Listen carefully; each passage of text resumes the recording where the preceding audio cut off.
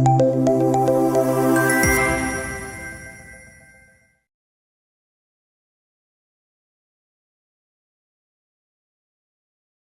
students to Shadow Broadcasting Free Education to Chemistry class. നമ്മൾ class 11ൻ്റെ some basic concepts of chemistry ആണ് ഇന്ന് എടുക്കാൻ പോകുന്നത്. നമ്മൾ അതിൻ്റെ introduction part, importance of chemistry പഠിച്ചു കഴിഞ്ഞു. നമ്മൾ അതിൻ്റെ മാറ്റർ പാർട്ട് പഠിച്ചു. മാറ്റർ പാർട്ടിൽ പ്യുവർ സബ്സ്റ്റൻസസ് കഴിഞ്ഞു. നമ്മൾ എലമെൻറ്റ്സ് പഠിച്ചു, കോമ്പൗണ്ട്സും പഠിച്ചു കഴിഞ്ഞ ക്ലാസ്സിൽ. ഇനി നമ്മൾ പഠിക്കാൻ പോണത് ഇതിൻ്റെ തന്നെ മിക്സ്ചേഴ്സ്, നമുക്കതിൻ്റെ കണ്ടിന്യൂഷൻ ആയിട്ടുള്ള മിക്സ്ചേഴ്സ് പഠിക്കാം. That is mixtures. ഇനി നമുക്ക് ഞാൻ നേരത്തെ എഴുതിയത് തന്നെയാണ്. Matter, pure substance, elements compound ആവുന്നു. പിന്നെ മിക്സ്ചേഴ്സിലേക്ക് കടക്കാം. മിക്സ്ചേഴ്സിൻ്റെ ഒരു കാര്യം എന്ന് വെച്ച് കഴിഞ്ഞാൽ the combination of 2 or more elements or compounds which are chemically combined together. അതായത് നമുക്ക് 2 or 3 എലമെൻസിനെയോ അല്ലെ കോമ്പൗണ്ടുകളെയോ കൂട്ടിച്ചേർക്കുമ്പോഴാണ് നമുക്ക് മിക്സ്ചേഴ്സ് കിട്ടുന്നത്. The combination of 2 or more, നമ്മൾ നേരത്തെ പഠിച്ച പ്യുവർ സബ്സ്റ്റൻസിലെ ഒരാളാണ് എലമെൻസും കോമ്പൗണ്ട്സും അല്ലേ. അപ്പം ഇവരെ 1-2 എലമെൻറ്റുകളെയോ അല്ലെങ്കിൽ 2-3 കോമ്പൗണ്ടുകളെയോ കൂടി ചേരുമ്പോഴാണ് നമുക്ക് എന്ത് കിട്ടുന്നത്? മിക്സ്ചർ. മിക്സ്ചർ എന്ന് വെച്ച് കഴിഞ്ഞാൽ തന്നെ അതിനകത്ത് it is present in any proportion. ഏത് പ്രൊപ്പോർഷനും വേണമെങ്കിൽ നമുക്ക് മിക്സ്ചറിന് ഉണ്ടാക്കാം. ഫോർ എക്സാമ്പിൾ, ഇപ്പം നമ്മൾ സ്നാക്ക് ഐറ്റമായിട്ട് കിട്ടുന്ന മിക്സ്ചറിനകത്ത് നമുക്കറിയാം അതിനകത്ത് കുറേ കാര്യങ്ങളുണ്ടാകും. ചിലപ്പോൾ നമ്മളുടെ കപ്പലണ്ടി, നമ്മളുടെ അതിനകത്തൊരു കറി ലീവ്സ് ഉണ്ടാകും, ചെറിയ ചെറിയ ബോൾസ് പോലുള്ള എന്തെങ്കിലും നമുക്കതിനകത്തുള്ള കുറേ ഈ കടലമാവ് വെച്ചിട്ടുള്ള സ്റ്റിക്ക്, ബോൾസ്, ഇതെല്ലാം അതിനകത്തൊരു മിക്സ്ചേഴ്സ് എന്ന് പറഞ്ഞിട്ട് കിട്ടുന്നുണ്ടോ. പക്ഷേ അതിൽ ഇന്ന സ്ഥലത്ത് ഇത്രയും തന്നെ വേണം അല്ലെങ്കിൽ ഇത്രയുണ്ട് അങ്ങനെയൊന്നുമല്ല. മിക്സ്ചർ അത് എന്ത് പ്രൊപ്പോർഷനിൽ അവർ ചേർക്കും. ചിലപ്പോൾ നമുക്ക് കിട്ടുന്ന പ്രൊപ്പോർഷനിൽ ചിലപ്പോൾ നമ്മളുടെ കുറച്ചും കൂടെ വേറൊരു ഐറ്റം ആയിരിക്കും കൂടുതലുണ്ട്. അങ്ങനെ എന്തെങ്കിലും ഒരു പ്രൊപ്പോർഷൻ ലെവലിൽ നോക്കുവാണെങ്കിൽ നമുക്ക് മിക്സ്ചേഴ്സ് എന്ന് പറഞ്ഞാൽ അത് തന്നെ അവിടെ എക്സാമ്പിളായിട്ട് എടുക്കാം. ഫുഡ് ഐറ്റംസിൽ തന്നെ നമുക്ക് പറയാൻ പറ്റില്ല, നമ്മൾ എല്ലാം കറക്റ്റ് പ്രൊപ്പോർഷൻ ഇരിക്കുന്നത് നമ്മുടെ കറി പോലെയല്ല. മിക്സ്ചേഴ്സ് എന്ന് പറഞ്ഞാൽ സ്നാക്ക് ഐറ്റത്തിൽ കുറേ സാധനങ്ങൾ കിടക്കുന്നുണ്ടാവും, അതിനൊരു പ്രൊപ്പോർഷനാലിറ്റി ഉണ്ടാവില്ല. അതുപോലെ തന്നെയാണ് കെമിക്കൽ കോമ്പൗണ്ട്. ഒരു പ്രൊപ്പോർഷൻ നമുക്ക് പറയാൻ പറ്റില്ല. കോമ്പൗണ്ടിനൊരു അതാണ് ഞാൻ പറഞ്ഞത്, കോമ്പൗണ്ടിനെ നിങ്ങൾ എഴുതുമ്പോൾ അതിനൊരു പ്രൊപ്പോർഷൻ ഉണ്ട്, ഫിക്സഡ് പ്രൊപ്പോർഷൻ ഉണ്ടെന്ന് എടുത്തെഴുതണം. മിക്സ്ചേഴ്സിൻ്റെ എഴുതുമ്പോൾ നിങ്ങൾക്ക് ഇങ്ങനെ എഴുതാം, they do not have any type of proportion. അവർക്ക് അങ്ങനെ ഇല്ലാത്ത ആളെയാണ് നമ്മൾ മിക്സ്ചർ എന്ന് പറയുന്നത്. For example, milk, sea water, petrol, lime water, paint, glass, cement, wood അല്ലേ. സിമെൻറ്റൊക്കെ നമ്മൾ പിന്നെയും അവർ മിക്സപ്പ് ചെയ്യുന്നത് because it does not have any proportion, ഇത്രയും പാടുള്ളൂ എന്നുള്ള ഒരിതില്ല. പിന്നെ സീ വാട്ടർ എന്ന് പറഞ്ഞു കഴിഞ്ഞാൽ ഇപ്പോൾ ചിലപ്പോൾ നമുക്കറിയാം സീ വാട്ടറിൻ്റെ മുകളിലുള്ള സോൾട്ട് കണ്ടൻറ്റ് ആയിരിക്കില്ല സീ വാട്ടറിൻ്റെ അടിയിലേക്ക് പോകുമ്പോൾ. അപ്പോൾ ഇതിൻ്റെയൊക്കെ പ്രൊപ്പോർഷൻസ് തമ്മിൽ വ്യത്യാസം ഉണ്ടാകും. So it is called as mixtures. മാറ്ററിൻ്റെ ക്ലാസിഫിക്കേഷൻ നമ്മൾ കണ്ടായിരുന്നു. മാറ്റർ പ്യുവർ സബ്സ്റ്റൻസ് മിക്സ്ചറുമായിട്ടായിരുന്നു. പ്യുവർ സബ്സ്റ്റൻസിന് എലമെൻറ്റ് കോമ്പൗണ്ട്. ഈ മിക്സ്ചറിനെ നമ്മൾ ഹോമോജീനിയസ് മിക്സ്ചർ എന്നും ഹെട്രോജീനിയസ് മിക്സ്ചർ എന്നും പറയുന്നുണ്ട്. It's very easy. അതുപോലെ തന്നെ ഹോമോജീനിയസ് എന്താണെന്ന് ചോദിച്ചാലും ഹെട്രോജീനിയസിൽ നിങ്ങൾക്ക് കാണാമല്ലോ, ഡിഫറെൻറ്റ് ടൈപ്സ് ഓഫ് കുറേ ആൾക്കാർ കയറുന്നുണ്ട്. ഇവിടെ ഹോമോജീനിയസിൽ 2 പേര് തന്നെ ഉള്ളൂ, പക്ഷേ അവർ 2 പേരും ഫിക്സഡ് ആയിട്ടുള്ള ആൾക്കാർ മാത്രമേ ഉള്ളൂ. അതിനാണ് ഹോമോയും ഹെട്രോയും. ഹോമോ മീൻസ് സെയിം എന്നും ഹെട്രോ എന്ന് വെച്ചാൽ ഡിഫറെൻ്റ് എന്നൊന്നും ഒരർത്ഥം വരുന്നുണ്ട്. നമുക്ക് ടൈപ്പ് ഓഫ് മിക്സ്ചേഴ്സിലേക്ക് കടക്കാം. സോ മിക്സ്ചറിനെ നമുക്ക് 2ആയിട്ട് ഡിവൈഡ് ചെയ്യാം. ഫസ്റ്റ് ഈസ് ഹോമോജീനിയസ് മിക്സ്ചറും and the second one is heterogeneous mixture. Homogeneous mixture എന്ന് പറഞ്ഞു കഴിഞ്ഞാൽ ആ മിക്സ്ചറിൽ ഒരു യൂണിഫോം കോമ്പോസിഷൻ ഉണ്ടാകും ത്രൂ ഔട്ട് ദ മിക്സ്ചർ. നമുക്കൊരു ബൗണ്ടറി വിസിബിൾ ആയിരിക്കില്ല. ബൗണ്ടറി വിസിബിൾ അല്ല എന്ന് പറഞ്ഞു കഴിഞ്ഞാൽ അർത്ഥം, ഒരു ഷുഗർ എടുത്തിട്ട് നമ്മൾ ഒരു ഗ്ലാസ് വാട്ടറിൽ ഷുഗർ നമ്മൾ അതിനകത്തേക്ക് ഇട്ട് സ്റ്റിർ ചെയ്യാമെന്ന് വിചാരിച്ചോ. ആ വാട്ടർ ആ ഷുഗർ സൊല്യൂഷൻ നമ്മൾ ഒരു സ്പൂണിലെടുത്താലും നമ്മൾ വേറൊരു കണ്ടെയ്നറിലേക്ക് ഒഴിച്ചെടുത്താലും ഒക്കെ അത് ഷുഗർ സൊല്യൂഷൻ തന്നെയാണ്. അതിലെന്തെങ്കിലും ഒരു മാറ്റം ഉണ്ടോ? ഇന്നതിൽ ഷുഗർ ഇത്രയേ ഉള്ളൂ, മറ്റേതിൽ ഷുഗർ കുറവ്, അങ്ങനെയൊന്നുമില്ല. സെയിം ആയിട്ടുള്ള amount 1 table spoon of sugar is dipped in stir in 1 glass of water. ഈ ഗ്ലാസ്സിൽ ആ ഷുഗർ ഫുള്ളായിട്ട് ഡിസോൾവ് ആയി കഴിഞ്ഞാൽ വി നോ ദാറ്റ് ആ സൊല്യൂഷൻ മുഴുവനും നമുക്ക് ഷുഗർ സൊല്യൂഷൻ എന്ന് ധൈര്യമായിട്ട് പറയാം. അങ്ങനെയുള്ള because the sugar solution have the same composition through out and the all portion give out the same sweetness. എല്ലാ പോർഷനിലും ആ സെയിം സ്വീറ്റ്നെസ് തന്നെ കാണിക്കും. അങ്ങനെയുള്ള മിക്സ്ചേഴ്സിനെ നമ്മൾ പറയുന്ന പേരാണ് ഹോമോജീനിയസ് മിക്സ്ചർ. ഇറ്റ് ഹാസ് ഇപ്പം 2 പോയിൻ്റാണ് അതിനകത്ത് ഇമ്പോർട്ടൻ്റ് ആയിട്ട് എഴുതേണ്ടത്. If a mixture is said to be homogeneous, it has a uniform composition throughout. And that is the first point, uniform composition throughout, and they do not have any boundaries, there is no visible boundary. അതായത് നമുക്ക് അതിനകത്ത് sugar അവിടെ കിടപ്പുണ്ട്, അല്ലെ water ഇവിടെയുണ്ട്. Salt സൊല്യൂഷനും അതേ തന്നെ കേസ്, സോൾട്ട് അവിടെയുണ്ട്, വാട്ടർ ഇവിടെയുണ്ട്, അങ്ങനെയൊന്നും പറയാൻ പറ്റില്ല. ദേ ഡിസോൾവ് ഈച്ച് അതർ. അതുകൊണ്ട് നമുക്ക് അവരെ ആ മിക്സ്ചേഴ്സിനെ നമുക്ക് ഹോമോജീനിയസ് മിക്സ്ചേഴ്സ് എന്ന് പറയാം. പിന്നെ നമ്മുടെ എയർ, ഇവിടെ എല്ലാ എയർ ഉണ്ട്. നമ്മളിപ്പോൾ ഇവിടെ വന്ന് നിന്നാൽ കുറച്ചും കൂടെ ഓക്സിജൻ കിട്ടുന്നോ, അവിടെ പോയി നിന്നാൽ കുറച്ചും കൂടെ ഓക്സിജൻ, അങ്ങനെയൊന്നുമില്ല. പിന്നെ നമ്മൾ ക്ലോസ്ഡ് ആയിട്ടുള്ള ഏരിയാസ് ആണെങ്കിൽ മാത്രമേ അങ്ങനെ പറയാൻ പറ്റുള്ളൂ. പക്ഷേ എയറിൻ്റെ കോമ്പോസിഷൻ എല്ലായിടത്തും സെയിം ആയിട്ടായിരിക്കും ഇരിക്കുന്നത്. That is called homogeneous mixtures. അപ്പോൾ നമുക്ക് 2 എക്സാമ്പിൾസ് പഠിച്ചു. അപ്പോൾ നമുക്ക് ഒന്നും കൂടെ പറയാം, what is a homogeneous mixture? A mixture is said to be homogeneous. 2 points are very important. It has a uniform composition throughout, and at the same time they have no visible boundary. No visible boundary, uniform കോമ്പോസിഷനും എഴുതിയിരിക്കണം, എന്നാലേ mark കിട്ടുള്ളൂ. അതുപോലെ തന്നെ എൻ്റെ examples 2 പഠിച്ചു വെക്കണം. Salt solution, sugar solution, air, ഏതെങ്കിലും ഒന്ന് എഴുതുക. നെക്സ്റ്റ് ഹെട്രോ ഞാൻ പറഞ്ഞു. ഹെട്രോ എന്ന് പറഞ്ഞു കഴിഞ്ഞാൽ ഡിഫറൻസ് എന്നുള്ളൊരു അർത്ഥം തന്നെ ഹെട്രോയ്ക്കുണ്ട്. അതായത് it does not have a uniform composition. അതിന് യൂണിഫോം കോമ്പോസിഷനിൽ തന്നെ എലമെൻറ്റ്സ് ഇരിക്കണം എന്നൊന്നും ഒരു നിർബന്ധവുമില്ല. The heterogeneous mixture has no uniform composition. At the same time there is a visible boundary. നമുക്ക് ആ ബൗണ്ടറി കാണാൻ പറ്റും, അവർ തമ്മിലുള്ള സെപ്പറേഷൻ കാണാൻ പറ്റും. Separation between the various constant, ഒരു കോൺസ്റ്റൻറ്റും മറ്റൊരു കോൺസ്റ്റൻറ്റും തമ്മിലുള്ള സെപ്പറേഷൻ നമുക്ക് വിസിബിൾ ആയിരിക്കും ഹെട്രോജീനിയസ് മിക്സ്ചറിൽ. ഫോർ എക്സാമ്പിൾ, നമുക്കിപ്പോൾ നമ്മളിപ്പോൾ ഒരു ഷുഗറും കുറച്ച് സാൻഡും കൂടി ഇട്ട് മിക്സ് ചെയ്യുന്നു വിചാരിച്ചു. ഷുഗർ ഇതാണെന്നും സാൻഡ് ഇതാണെന്നും നമുക്ക് നമ്മുടെ വിസിബിളാണ്, നമുക്ക് ആ ബൗണ്ടറീസ് അവരുടെ വിസിബിൾ ആയിരിക്കും. ഓയിലും വാട്ടറും കൂടെ മിക്സ് ചെയ്തെന്ന് വിചാരിച്ചു. ഓയിൽ അവിടെ കിടക്കുന്നുണ്ട്, വാട്ടർ ഇവിടെ നമുക്ക് വിസിബിളാണ്. They do not easily dissolve in it. അപ്പം പിന്നെ സോൾട്ട് ആൻഡ് പെപ്പർ, നമ്മൾ അതിനകത്ത് ഇട്ട് കഴിഞ്ഞാൽ പെപ്പർ ഇങ്ങനെയും സോൾട്ട് അവിടെ കിടക്കുന്നതായിട്ട് നമുക്കത് അറിയാൻ പറ്റുന്നുണ്ട്. They all are heterogeneous mixtures. പിന്നെ നിങ്ങളുടെ ടെക്സ്റ്റിലൊരു എക്സാമ്പിളിൽ വരുന്നുണ്ട് iron filings and sulphur powder. It is also a heterogeneous mixture. അത് പഠിച്ചിരിക്കണം, കാരണം അത് നിങ്ങൾക്ക് ഈ സിലബസിലുള്ളതാണ്. Iron filings and sulphur powder is a heterogeneous mixture. Sugar and sand is a heterogeneous mixture. Salt and pepper is a heterogeneous. Oil and water is hetero. അപ്പം നിങ്ങൾക്ക് എഴുതാൻ എങ്ങനെ പറ്റും? ഇതിൻ്റെ നേരെ ഓപ്പോസിറ്റ് എഴുതിയാൽ മതി. A mixture is said to be heterogeneous. It does not have any uniform composition and there is a visible boundary for the constant particles. അവർക്കൊരു ബൗണ്ടറി നമുക്ക് കാണാൻ പറ്റും. That is called homogeneous mixtures and heterogeneous mixture. Next നമുക്ക് അവരുടെ മാറ്ററിൻ്റെ പ്രോപ്പർട്ടീസിലേക്കും മെഷർമെൻറ്റിലേക്കും പോകാം. അപ്പം നമ്മൾ ഈ പോർഷൻ കഴിഞ്ഞു, മാറ്ററിൻ്റെ ക്ലാസിഫിക്കേഷൻ പോർഷൻ കഴിഞ്ഞു. Matter get classified into pure substances and mixture. Pure സബ്സ്റ്റൻസിലെ എലമെൻറ്റ് എന്താണെന്നും പ്യുവർ സബ്സ്റ്റൻസ് കോമ്പൗണ്ട് ആയിട്ട് ഡിവൈഡ് ചെയ്തിട്ടുണ്ട്, അവർ രണ്ടും എന്താണെന്നും അതിൻ്റെ എക്സാമ്പിൾസും പഠിച്ചു വെക്കുക. മിക്സ്ചർ 2 ടൈപ്പ് മിക്സ്ചേഴ്സ് ഉണ്ട്, ഹോമോജീനിയസ് ഉണ്ട്, ഹെട്രോജീനിയസ് ഉണ്ട്. അതിൻ്റെ എക്സാമ്പിൾസും പറഞ്ഞു, അതും പഠിച്ചു വെക്കുക. Next properties of matter and measurement. അതിനകത്ത് ആദ്യത്തെ പ്രോപ്പർട്ടീസ് തന്നെ എടുക്കാം. Properties of matter are classified into 2 types, physical properties and chemical properties.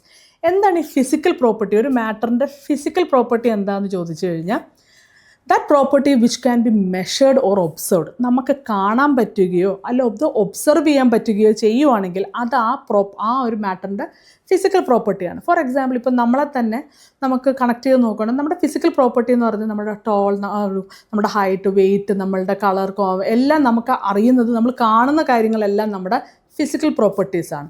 പിന്നെ നമ്മളുടെ നമ്മളുടെ നേച്ചറും കാര്യങ്ങളും നമ്മുടെ ക്യാരക്ടറൊക്കെ നമ്മുടെ കെമിക്കൽ പ്രോപ്പർട്ടീസിൽ പെടുന്നത്. അതായത് നമുക്കത് കാണാൻ പറ്റും, നമുക്ക് ഒബ്സർവ് ചെയ്യാൻ ബുദ്ധിമുട്ടായിട്ടുള്ളൊരു കാര്യങ്ങളാണ്. അത് ട്രീറ്റ്മെൻറ്റ് വന്നാൽ മാത്രമേ അത് നമുക്ക് പുറത്തേക്ക് വരുള്ളൂ. ഒരു ട്രീറ്റ് നടക്കുമ്പോൾ മാത്രമേ നമുക്കൊരു ഹ്യൂമൻ കണക്ഷൻസോ അല്ലെങ്കിൽ മറ്റൊരു എന്തെങ്കിലും എൻവയറമെൻറ്റ് കണക്ഷൻസ് വന്നാൽ മാത്രമേ നമുക്ക് ആ ഒരു ഇന്നർ നേച്ചർ പുറത്തേക്ക് വരുള്ളൂ. ദാറ്റ് ഈസ് അവർ കെമിക്കൽ പ്രോപ്പർട്ടി. അതുപോലെ തന്നെയാണ് എല്ലാ മാറ്ററിനും ഉണ്ട് physical property and chemical property.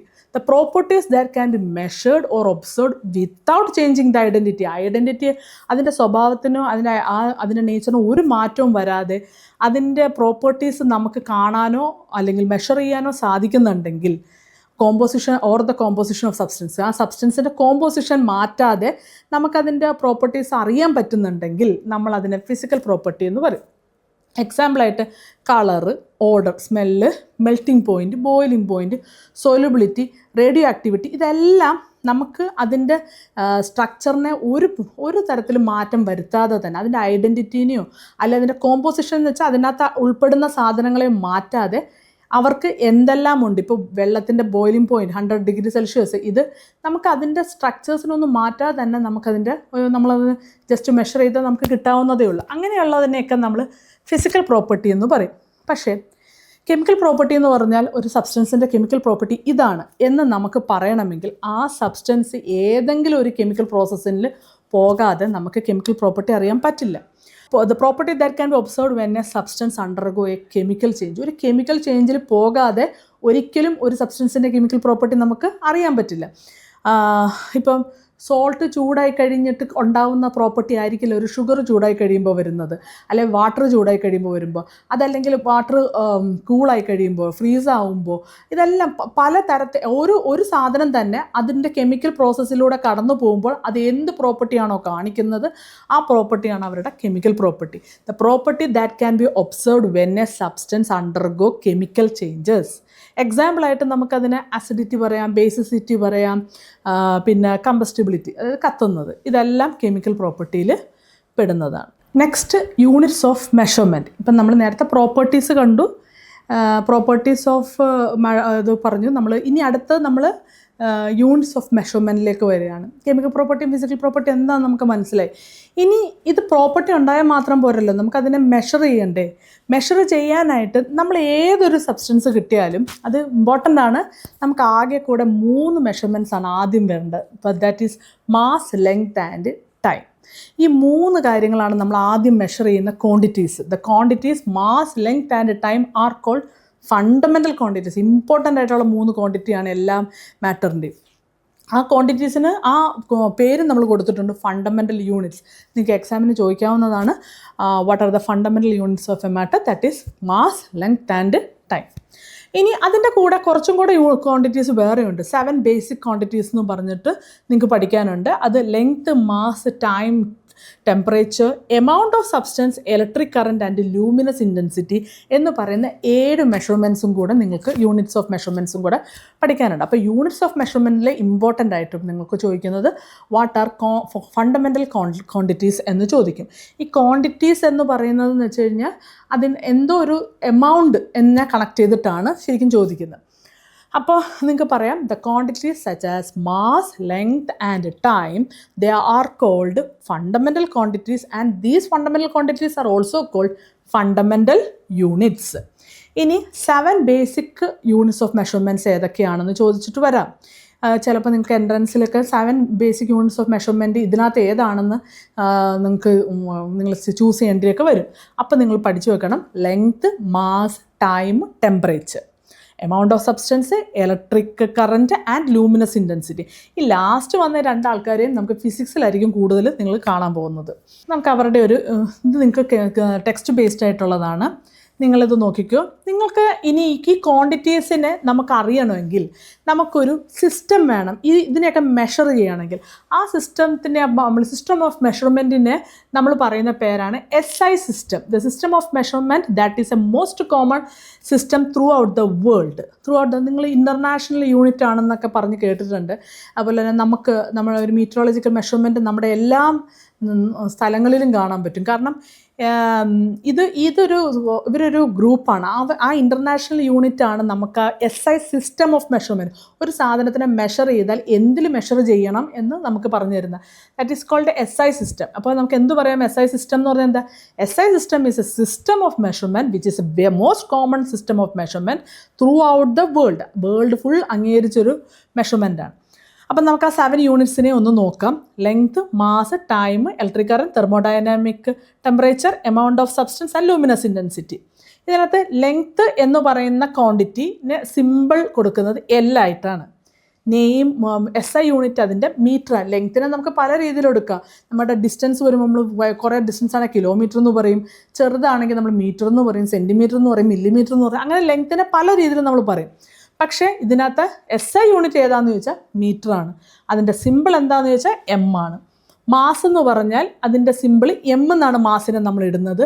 അതിൻ്റെ SI യൂണിറ്റ് മാസ് എന്ന് വെച്ചാൽ നമുക്ക് പലതരത്തിലും പറയാം. Kilogram, gram, milligram. ചെറിയ സാധനമാണെങ്കിൽ മില്ലിഗ്രാമിൽ പറയും.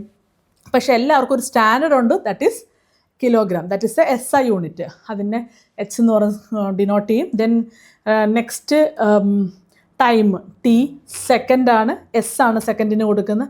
ഇലക്ട്രിക് കറൻറ്റ് ഐ ആയിട്ടാണ് നമ്മൾ ഇലക്ട്രിക് കറൻറ്റ് ഡിനോട്ട് ചെയ്യുന്നത്. ആംബിയർ ആണ് അതിൻ്റെ എസ് ഐ യൂണിറ്റ് എ. ഇത്ര ആംബിയർ കറണ്ട് എന്നൊക്കെ അല്ലേ നമ്മൾ പറയുന്നത്. Next thermodynamic temperature T, kelvin K. നിങ്ങൾ ഇനി കുറേ ഫിസിക്കൽ കെമിസ്ട്രിയുടെ ഭാഗം വരുമ്പോൾ കുറേ ക്വസ്റ്റ്യൻസ് ചെയ്യുമ്പോൾ എല്ലായിടത്തും 273 കെ, 303 കെ, കെ എന്ന് പറയുന്നത് എല്ലാം ടെമ്പറേച്ചറാണ്. That is kelvin, that's unit. അടുത്തത് amount of substance N, mole എന്നാണ് പറയുന്നത്. അത് ഈ ചാപ്റ്ററിൽ തന്നെ നിങ്ങൾക്ക് പഠിക്കാനുണ്ട്. മോൾ, MOLE, മോൾ. അതിനെ നമ്മൾ SI യൂണിറ്റിൽ എഴുതുമ്പോൾ MOL എന്ന് മാത്രം പറയും. പിന്നെ അടുത്തത് luminous intensity K, candela CD. Luminous intensity എന്ന് പറയുന്നത് മെയിനായിട്ട് ഫിസിക്സിൽ വരുന്ന ഒരെണ്ണമാണ്. കാൻഡല എന്നാണ് പറയുന്നത് CD.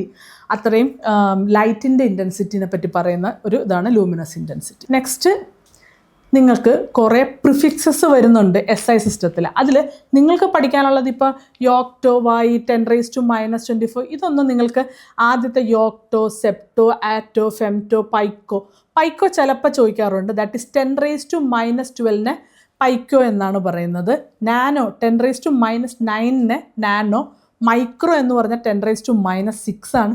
മില്ലി എന്ന് പറയുന്നത് 10⁻⁻3 ആണ്. ഈ 10⁻⁻⁻ എന്ന് പറയുന്നത് വെച്ചാൽ ഏതെങ്കിലും ഒരു ഇതിൻ്റെ അടിയിൽ നമ്മൾ ബൈ 10 ഒരു 3 എണ്ണം വന്നാൽ നമ്മളതിനെ പറയുന്നതാണ് 10⁻⁻3 എന്ന് കേട്ടോ. 10⁻⁻3 മില്ലി, പിന്നെ 10⁻⁻2 സെൻറ്റി, 10⁻⁻1 ഡെസി. 10 എന്ന് വെറുതെ പറയുന്നത് ഡെക്ക, 10⁻2 ആണെങ്കിൽ ഹെക്ടർ. അതായത് അത് 10 × 10, ഇത് 10 × 10 × 10 1000 വരുമ്പോൾ കിലോ, 6 × 10 വരുമ്പോൾ മെഗാ, പിന്നെ ജിഗ, പിന്നെ ടെറ. ഇതൊക്കെ ഇങ്ങോട്ടുള്ളത് നിങ്ങൾക്ക് പഠിക്കാനുണ്ട്. നിങ്ങൾക്ക് പഠിക്കാനുള്ളത് പൈക്കോ മുതൽ ഈ മെഗ വരെ നോക്കിയാൽ മതി. പൈക്കോ ടു മെഗ വരെ നന്നായിട്ട് നിങ്ങൾ പഠിച്ചാൽ മതി. ബാക്കിയുള്ള മെഷർമെൻറ്റ്സ് നിങ്ങൾക്ക് അത്ര ഇമ്പോർട്ടൻസ് അല്ല. അപ്പോൾ ഇത്രയും നന്നായിട്ട് പഠിക്കുക. ഇത്രയേ ഉള്ളൂ. നമുക്ക് ഈ യൂണിറ്റ് ഓഫ് മെഷർമെൻറ്റ്സും പ്രോപ്പർട്ടീസും വരുന്ന പോർഷൻ. ഇനി നെക്സ്റ്റ് പോർഷനിലേക്ക് നമുക്ക് അടുത്ത ക്ലാസ്സിൽ പോവാം. So thank you.